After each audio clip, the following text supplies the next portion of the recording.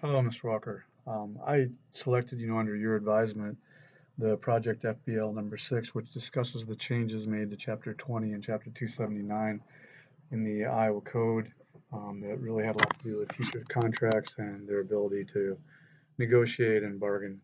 Um, again, I mentioned to you earlier when on the bargaining unit that I've had some unique perspectives being on both sides of the issue, and then also coming from a right to work state. Um, which means that there was very little leverage. Here's an interesting sidelight is when I first became chief negotiator of a district, they were the only district in the state that actually had binding arbitration as part of the contract. This was actually illegal, but it had been utilized a few times, and we utilized it both years that I was the chief negotiator for the teaching bargaining unit. The second year, the district actually sued itself to get rid of binding arbitration, which was an interesting sidelight.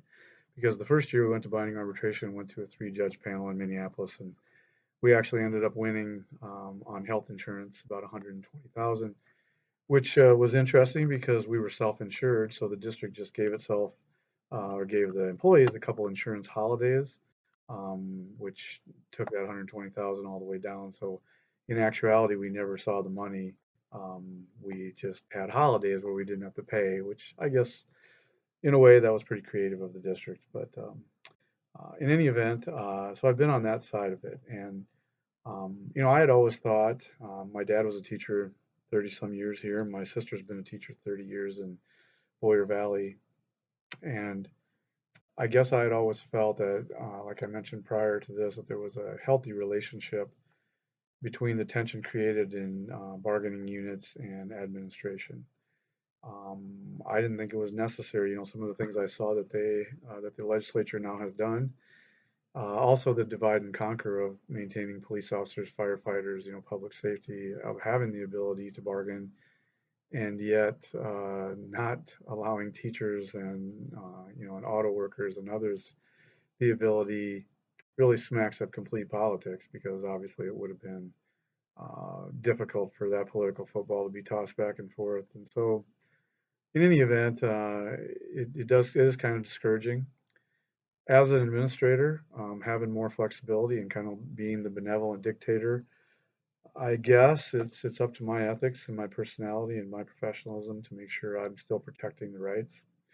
You mentioned that you thought that you wished for a win-win situation.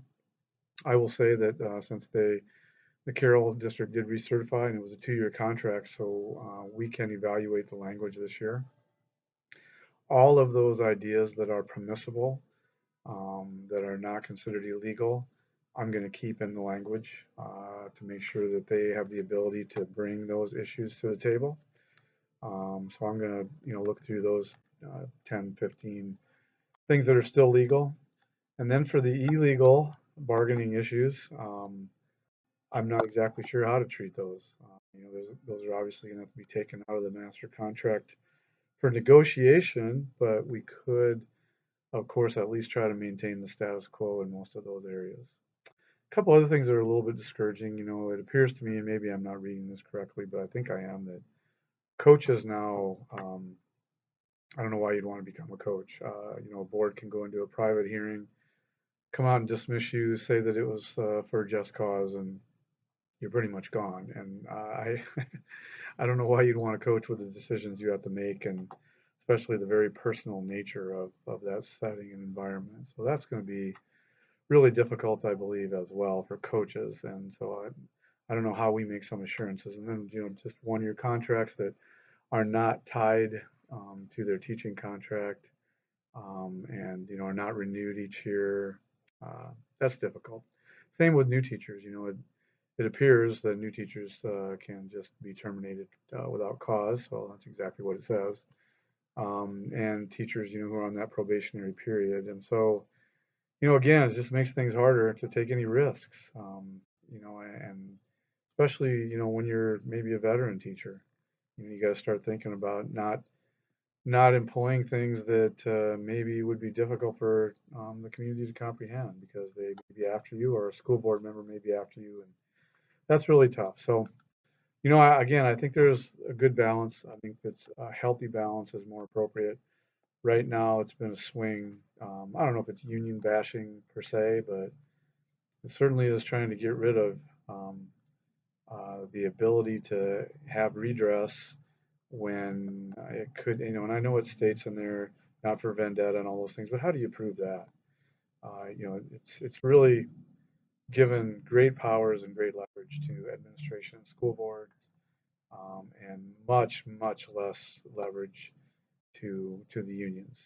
So it's become just like it was in South Dakota. And I do have to say that, for the most part, um, I think that administrators in South Dakota have been good about being fair and providing redress and allowing grievances to go forward and listening.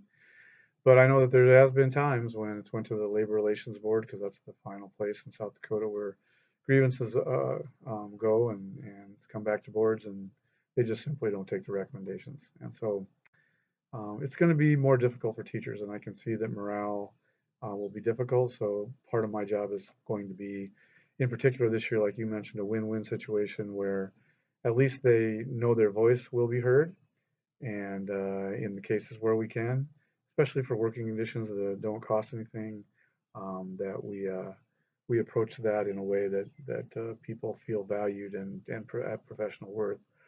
Um, Excuse me. Like I said, long day. The other part of this that I think is a little discouraging is the 3% of the CPI. So they can only bargain for wages, and yet they can only bargain to a certain cap. Wow. I know, Carol. I looked back at their history, and there's been a lot of 5% raises in the past however many years. Boy, it gives the board a lot of power right now to just say it's going to be 3 and that's it, or even less. And with the governor and the legislature only allowing 1% this year, and who knows what it'll be in the future. That's going to be difficult. Yeah, so we'll see. Although the consumer price index may go up because inflation's rising at got a pretty crisp rate, so it might at least be the 3%. So in any event, I'm not completely, I guess, discouraged, but man, oh man, that's sure the critical mass has sure changed. Um, Again, maybe I should be happy. Maybe my colleagues in the superintendency would say this is great for us. Maybe the lawyers will say this is great. I just feel like for morale's sake, and teachers already work for less than they should. Already wear so many hats. Already take some really difficult stances on things. It's just a difficult position and difficult job, and then it's getting more difficult. And my worry would be that there'll be fewer quality people who decide to go into the profession, and then that hurts us all. And this erodes one of those areas where maybe they felt like professionally they have been valued. So I think it's going to be tough, but I will go forward and, as I mentioned, try to keep most of the contract language in place, and negotiate in good faith, and like I said, allow those things that are legal to be brought to the table. Thank you again very much for this course, Dr. Welker. I know you've got a lot going on, but or Mr. Welker, excuse me. Keep calling you doctor. You deserve that. But in any case, the quicker you can have a grade, the better for me. And I'll send you a little email on my timeline. If I can get a grade from all the courses that I'm taking by next week, I got a shot at getting my superintendent temporary license by the time I take over. Otherwise, there's going to be some need for somebody to assist me. So the faster you can give me a grade, the better for me. So thanks again so much for the course. If there's anything else I can do, please let me know.